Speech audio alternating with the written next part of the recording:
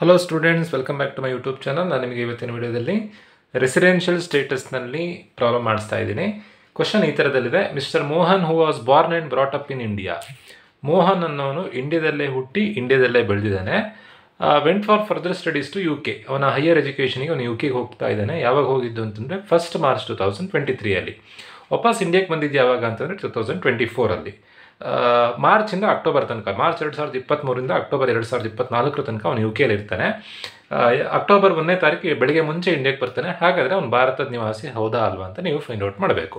ಇಂಡಿಯಾದಲ್ಲೇ ಹುಟ್ಟಿ ಇಂಡಿಯಾದಲ್ಲೇ ಬೆಳೆದಿದ್ದಾನೆ ಅಂತಂದರೆ ಅವನು ಭಾರತದ ನಿವಾಸಿ ಆಗಿರ್ತಾನೆ. ಬಟ್ ನೀವು ಕ್ವಶನಲ್ಲಿ ಕೊಟ್ಟಿರೋವಂಥ ಇಯರ್ಗೆ ಅವನ ರೆಸಿಡೆನ್ಷಿಯಲ್ ಸ್ಟೇಟಸನ್ನು ಫೈಂಡ್ ಔಟ್ ಮಾಡಬೇಕು. 2025-26ಗೆ ಅವನು ಇಂಡಿಯನ್ ರೆಸಿಡೆಂಟ್ ಹೌದಾ ಅಲ್ವಾ ಅನ್ನೋದನ್ನು ನೀವು ಫೈಂಡ್ ಔಟ್ ಮಾಡಬೇಕು.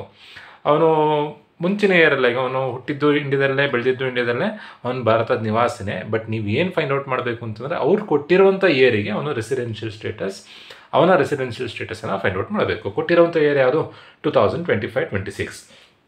ಸೊ ಈಗ ಡೇಸ್ ಕ್ಯಾಲ್ಕುಲೇಷನ್ ಮಾಡಲಿಕ್ಕೆ ಕೊಟ್ಟಾಗ ನೀವೇನು ಮಾಡಬೇಕು ಅಂತಂದರೆ ಈ ಥರ ಬರ್ಕೊಂಡ್ರೆ ಈಸಿ ಆಗುತ್ತೆ. ಹೇಗೆ ಬರ್ಕೊಳ್ಳೋದು ಅಂತಂದರೆ ಅಸೆಸ್ಮೆಂಟ್ ಇಯರ್ 25-26 ಅಂತ ಬರ್ಕೊಂಡಿದ್ದೀನಿ. ಅದ್ರ ಹಿಂದಿನ ವರ್ಷ ಯಾವುದು? ಪ್ರೀವಿಯಸ್ ಇಯರ್ ಯಾವುದು? 25ರ ಹಿಂದಿನ ವರ್ಷ 24, 26ರಿಂದ 25, 2024-25 ಒಂದು ಬರ್ಕೊಂಡಿದ್ದೀನಿ. ಅದರ ಹಿಂದಿನ ವರ್ಷ 23, 24 ಒಂದು ಬರ್ಕೊಂಡಿದ್ದೀನಿ. ಅದರ ಹಿಂದಿನ ವರ್ಷ 22, 23 ಒಂದು ಬರ್ಕೊಂಡಿದ್ದೀನಿ. ಅದರ ಹಿಂದಿನ ವರ್ಷ 21, 22 ಒಂದು ಬರ್ಕೊಂಡಿದ್ದೀನಿ. ಸೊ ಹೀಗೆ ಬರ್ಕೊಂಡ್ರೆ ನಿಮಗೆ ಕ್ಯಾಲ್ಕುಲೇಷನ್ ತುಂಬ ಈಸಿ ಆಗುತ್ತೆ.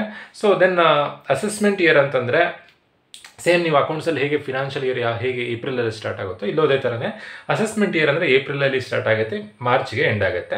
ಸೊ ನಾನು ಏಪ್ರಿಲಿಂದ ಮಾರ್ಚ್ ತನಕ ತಿಂಗಳುಗಳನ್ನು ಬರ್ಕೊಂಡಿದ್ದೀನಿ. April, May, June, July, August, September up to March ತನಕ ಬರ್ಕೊಂಡಿದ್ದೀನಿ.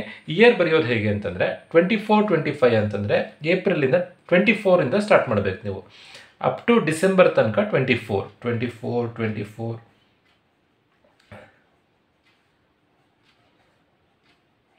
ಜನವರಿಯಿಂದ 25 ಬರೆದ್ರೆ ಆಯಿತು. First 9 ಮಂತ್ಸಿಗೆ 24, last 3 ಮಂತ್ಸಿಗೆ 25.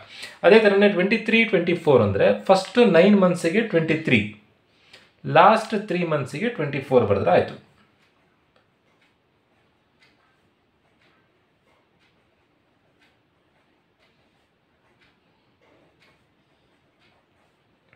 ಡಿಸೆಂಬರಿಂದ ಜನವರಿ ಆಗಲಿಕ್ಕೂ ಇಯರ್ ಚೇಂಜ್ ಆಗುತ್ತೆ, 24 ಬರ್ಕೊಳ್ಳೋದು.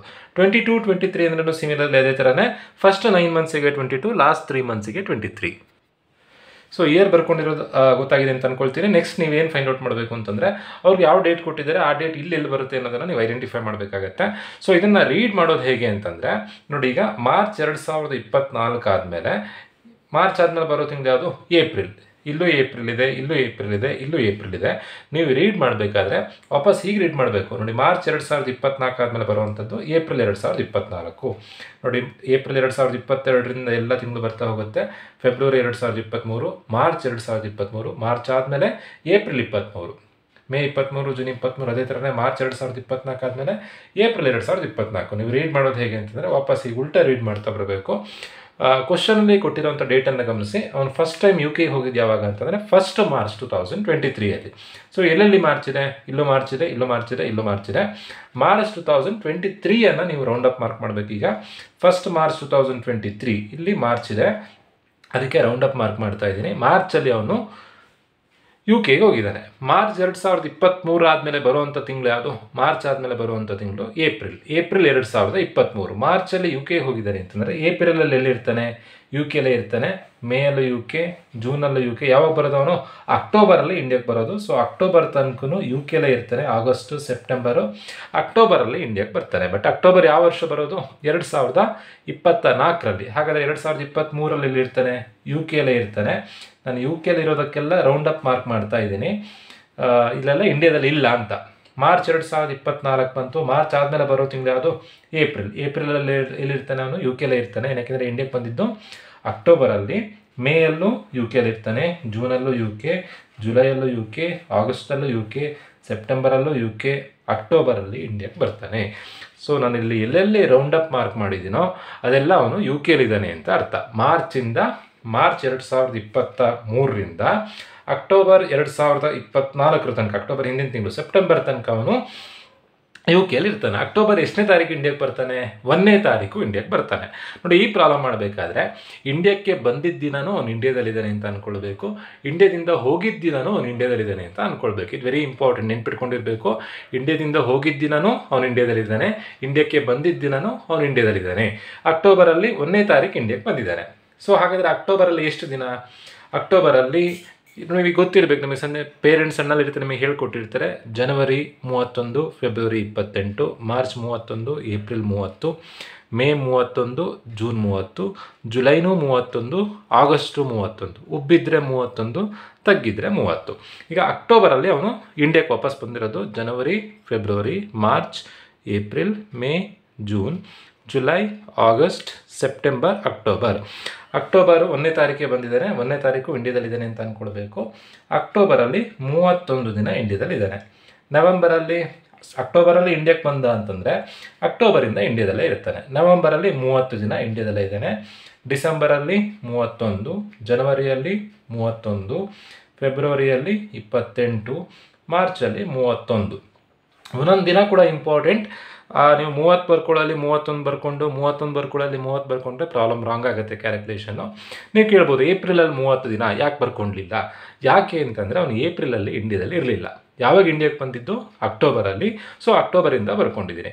ಅಕ್ಟೋಬರ್ 5ನೇ ತಾರೀಕು ಬಂದಿದ್ದರೆ ಅಕ್ಟೋಬರಲ್ಲಿ ಒಟ್ಟು 31 ದಿನ, 5ನೇ ತಾರೀಕು ಬಂದಿದ್ದರೆ 1, 2, 3, 4 ಇಂಡಿಯಾದಲ್ಲಿ ಇಲ್ಲ ಅಂತ ಅರ್ಥ. 31ರಲ್ಲಿ 4 ಕಳೆದು ಅಕ್ಟೋಬರಲ್ಲಿ 27 ದಿನ ಮಾತ್ರ ಬರಬೇಕು, ಬರ್ಕೊಳ್ಬೇಕು. ಈಗ ಏನಕ್ಕೆ 31 ಬರ್ತಿದ್ದೀನಿ ಅಂತಂದರೆ ಅಕ್ಟೋಬರ್ 1ನೇ ತಾರೀಕೆ ಇಂಡಿಯಾಕ್ಕೆ ಬಂದಿದ್ದಾನೆ.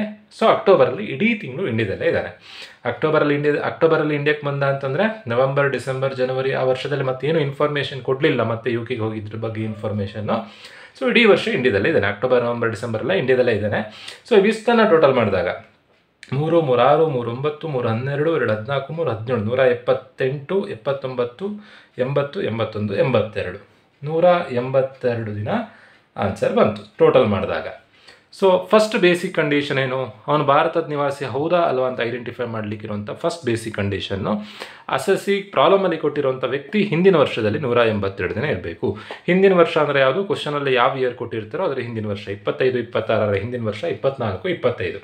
24, 25ರಲ್ಲಿ 182 ದಿನ ಇಂಡಿಯಾದಲ್ಲಿ ಇರಬೇಕಂತೆ. 182 ದಿನ ಇಂಡಿಯಾದಲ್ಲಿ ಇದ್ದಾನಾ? Yes, satisfied. Next second basic condition ಏನು? 60 ದಿನವೂ ಇರಬೇಕು. ಹಿಂದಿನ ವರ್ಷದಲ್ಲಿ 182 ದಿನ ಇರಲಿಲ್ಲ. ಫಸ್ಟ್ ಬೇಸಿಕ್ ಕಂಡೀಷನ್ ಸ್ಯಾಟಿಸ್ಫೈ ಆದರೆ ರೆಸಿಡೆಂಟ್ ಅಂತ.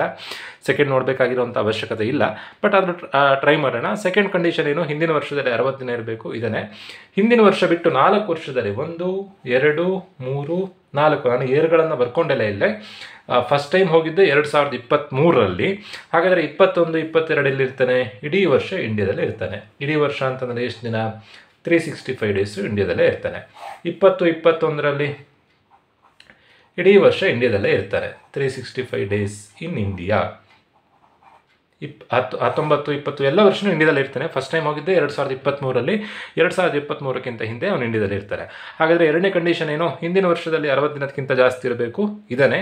ಹಾಗೆಯೇ ಹಿಂದಿನ 4 ವರ್ಷದಲ್ಲಿ, ಪ್ರೀವಿಯಸ್ ಇಯರ್ ಬಿಟ್ಟು ಹಿಂದಿನ 4 ವರ್ಷದಲ್ಲಿ 365 ದಿನಕ್ಕಿಂತ ಜಾಸ್ತಿ ಇರಬೇಕಂತೆ. ಮೊದಲನೇ ವರ್ಷದಲ್ಲಿ 1 ದಿನವೂ ಇಲ್ಲ, ಎರಡನೇ ವರ್ಷದಲ್ಲಿ 1 ತಿಂಗಳು ಇಲ್ಲ, ಅಂದರೆ 330 ದಿನ ಇದ್ದಾನೆ ಹತ್ತತ್ರ. ಮೂರನೇ ವರ್ಷದಲ್ಲಿ ಇಡೀ ವರ್ಷ ಇಂಡಿಯಾದಲ್ಲಿದ್ದಾನೆ. 4ನೇ ವರ್ಷವೂ ಇಡೀ ವರ್ಷ ಇಂಡಿಯಾದಲ್ಲಿದ್ದಾನೆ. ಅಲ್ಲಿಗೆ ಈ ಕಂಡೀಷನ್ನು ಸ್ಯಾಟಿಸ್ಫೈ ಮಾಡ್ತಾ ಇದ್ದಾನೆ. ಹಾಗಾದರೆ ಆನ್ಸರ್ ಏನು? ರೆಸಿಡೆಂಟಾ, ನಾನ್ ರೆಸಿಡೆಂಟಾ? ಬೇಸಿಕ್ ಕಂಡೀಷನ್ ಸ್ಯಾಟಿಸ್ಫೈ ಆದರೆ ಆನ್ಸರ್ ರೆಸಿಡೆಂಟ್. ನೀವು ನೆಕ್ಸ್ಟ್ ಏನು ಕ್ಯಾಲ್ಕುಲೇಷನ್ ಮಾಡಬೇಕು? ಅಡಿಷನಲ್ ಕಂಡೀಷನ್ ನೋಡಬೇಕು. ಆರ್ಡಿನರಿ ರೆಸಿಡೆಂಟಾ, ನಾಟ್ ಆರ್ಡಿನರಿ ರೆಸಿಡೆಂಟಾ ಅಂತ ಚೆಕ್ ಮಾಡೋದಕ್ಕೆ. ಫಸ್ಟ್ ಅಡಿಷನಲ್ ಕಂಡೀಷನ್ ಏನು? 10 ವರ್ಷದಲ್ಲಿ 2 ವರ್ಷನಾದರೂ ಬೇಸಿಕ್ ಕಂಡೀಷನನ್ನು ಫುಲ್ಫಿಲ್ ಮಾಡಬೇಕು. ಯಾವ ಬೇಸಿಕ್ ಕಂಡೀಷನ್? ಫಸ್ಟ್ ಒನ್ ಆದರೂ ಆಗುತ್ತೆ, ಸೆಕೆಂಡ್ ಒನ್ ಆದರೂ ಆಗುತ್ತೆ. ಪ್ರೀವಿಯಸ್ ಇಯರ್ ಬಿಟ್ಟು 10 ವರ್ಷದಲ್ಲಿ. ನೋಡಿ, ಇಲ್ಲಿ 1 ತಿಂಗಳು ಇಲ್ಲ, ಅಂದರೆ 31 ದಿನ ಇಲ್ಲ. 365ರಲ್ಲಿ 31 ಹೋದರೆ 330 ಚಿಲ್ಲರೆ ಬರುತ್ತೆ. ಸೊ 182 ದಿನಕ್ಕಿಂತ ಜಾಸ್ತಿ ಇಲ್ಲಿದ್ದಾನೆ. 21, 22ರಲ್ಲೂ 182 ದಿನಕ್ಕಿಂತ ಜಾಸ್ತಿ ಇದ್ದಾನೆ. 21, 21ರಲ್ಲೂ 182 ದಿನಕ್ಕಿಂತ ಜಾಸ್ತಿ ಇದ್ದಾನೆ. ಯಾಕೆಂದರೆ ಫಸ್ಟ್ ಟೈಮ್ ಹೋಗಿದ್ದೆ 2023ರಲ್ಲಿ, ಅದಕ್ಕಿಂತ ಹಿಂದೆ ಎಲ್ಲ ಇಂಡಿಯಾದಲ್ಲೇ ಇದ್ದಾನೆ ಅಂತ ಅರ್ಥ. ಸೊ 10 ವರ್ಷದಲ್ಲಿ 2 ವರ್ಷ 182 ದಿನಕ್ಕಿಂತ ಜಾಸ್ತಿ ಇರಬೇಕು. ಇದನ್ನೇ. ಸೊ ಈ ಕಂಡೀಷನ್ ಸ್ಯಾಟಿಸ್ಫೈಡ್. ನಿಮಗೆ ಈ ಫಸ್ಟ್ ಒನ್ ಅಡಿಷನಲ್ ಕನ್ಫ್ಯೂಷನ್ ಆದರೆ ಡೈರೆಕ್ಟಾಗಿ ಸೆಕೆಂಡ್ ಒನ್ ಕಂಡೀಷನ್ ನೋಡಿ. ಸೆಕೆಂಡ್ ಒನ್ ಕಂಡೀಷನ್ ಫುಲ್ಫಿಲ್ ಆದರೆ ಫಸ್ಟ್ ಒನ್ ಕಂಡೀಷನ್ನು ಫುಲ್ಫಿಲ್ ಆಗ್ತಿರತ್ತೆ. ಸೆಕೆಂಡ್ ಕಂಡೀಷನ್ ಏನು, ಹಿಂದಿನ 7 ವರ್ಷದಲ್ಲಿ ಪ್ರೀವಿಯಸ್ ಇಯರ್ ಬಿಟ್ಟು ಹಿಂದಿನ 7 ವರ್ಷದಲ್ಲಿ 730 ದಿನ ಇಂಡಿಯಾದಲ್ಲೇ ಇರಬೇಕು. ಪ್ರೀವಿಯಸ್ ಇಯರ್ ಲೆಕ್ಕಕ್ಕೆ ತೊಗೊಳಕ್ಕಿಲ್ಲ, ಹಿಂದಿನ 7 ವರ್ಷ, ನಾನು ಇಲ್ಲಿ 7 ವರ್ಷ ಬರ್ಕೊಂಡಿಲ್ಲ, 4 ವರ್ಷ ಬರ್ಕೊಂಡಿದ್ದೀನಿ. 7 ವರ್ಷದಲ್ಲಿ 730 ದಿನ ಇಂಡಿಯಾದಲ್ಲಿ ಇರಬೇಕು. ಫಸ್ಟ್ ಟೈಮ್ ಹೋಗಿದ್ದೆ 23ಅಲ್ಲಿ, 21, 22, 2021, 19, 20 ಎಲ್ಲದರಲ್ಲೂ ಇಂಡಿಯಾದಲ್ಲೇ ಇದ್ದಾರೆ. 365 ಒಂದು 7 ವರ್ಷದ ಆ್ಯಡ್ ಮಾಡಿದರೆ 730ಕ್ಕಿಂತ ಜಾಸ್ತಿ ಬರುತ್ತೆ. ಈಗ 2 ವರ್ಷದ್ದೇ ತಗೊಳ್ಳಿ, 365, 36, 72, 720, 730 ಜಾಸ್ತಿ ಬರುತ್ತೆ. 365 730 ಪ್ಲಸ್ ಇಲ್ಲೊಂದು 300 ದಿನ ಅಂತಂದರೆ 1000ಗಿಂತ ಜಾಸ್ತಿ ಆಗುತ್ತೆ. ಈ ಕಂಡೀಷನ್ನು ಸ್ಯಾಟಿಸ್ಫೈಡ್. ಸೊ ಫೈನಲ್ ಆನ್ಸರ್ ಏನಾಗುತ್ತೆ, ಬೇಸಿಕ್ ಕಂಡೀಷನ್ನು ಫುಲ್ಫಿಲ್ ಮಾಡಿದ್ದಾನೆ, ಅಡಿಷನಲ್ ಕಂಡೀಷನ್ನು ಫುಲ್ಫಿಲ್ ಮಾಡಿದ್ದಾನೆ. ಕಂಡೀಷನ್ ಬರೆದಿದ್ದಕ್ಕೆ 3 ಮಾರ್ಕ್ಸ್ ಮಾತ್ರ ಸಿಗುತ್ತೆ. ಸೊ ಲಾಸ್ಟ್ಗೆ ಫೈನಲ್ ಆನ್ಸರ್ ಬರೀಬೇಕು. ಫೈನಲ್ ಆನ್ಸರ್ ಏನು ಅಂತಂದರೆ, from the above calculation it is clear that mister Mohan is set to be resident and ordinary resident. ಇದನ್ನು ಡಬಲ್ ಇನ್ವರ್ಟೆಡ್ ಕಾಮದಲ್ಲಿ ಬರೀಬೇಕು. ರೆಸಿಡೆಂಟು ಹೌದು, ಆರ್ಡಿನರಿ ರೆಸಿಡೆಂಟು ಹೌದು. ಯಾಕೆ ಅಂತಂದರೆ ಬೇಸಿಕ್ ಕಂಡೀಷನ್ನು ಫುಲ್ಫಿಲ್ ಮಾಡಿದ್ದಾನೆ, ಅಡಿಷನಲ್ ಕಂಡೀಷನ್ನು ಫುಲ್ಫಿಲ್ ಮಾಡಿದ್ದಾನೆ. ಈ ಥರದಲ್ಲಿ ನೀವು ಡೇಸ್ ಇದು ನೋಡಿದ್ರಲ್ಲಿ ಒಂದೇ ಸರಿ ಡೇಟ್ ಕೊಟ್ಟಿದ್ದಾರೆ, ಒಂದು ಸರಿ ಹೋಗಿದ್ದಾನೆ, ಒಂದು ಸರಿ ಬಂದಿದ್ದಾನೆ. ಇದೇ ಥರನೇ 2-3 ಡೇಟ್ ಕೊಡ್ಬೋದು, 2 ಸರಿ ಹೋಗಿರ್ತಾನೆ, 2 ಸರಿ ಬಂದಿರ್ತಾನೆ. ಈ ಥರ ಬರ್ಕೊಂಡ್ರೆ ನಿಮಗೆ ಈಸಿಯಾಗಿ ಸಾಲ್ವ್ ಮಾಡ್ಬೋದು. ಹೋಪ್ ಎಲ್ರಿಗೂ ವಿಡಿಯೋ ಅರ್ಥ ಆಗಿದೆ ಅಂತ ಅಂದ್ಕೊಳ್ತಾ ಇವತ್ತಿನ ವಿಡಿಯೋ ಮುಗಿಸ್ತಾ ಇದ್ದೀನಿ. Thank you.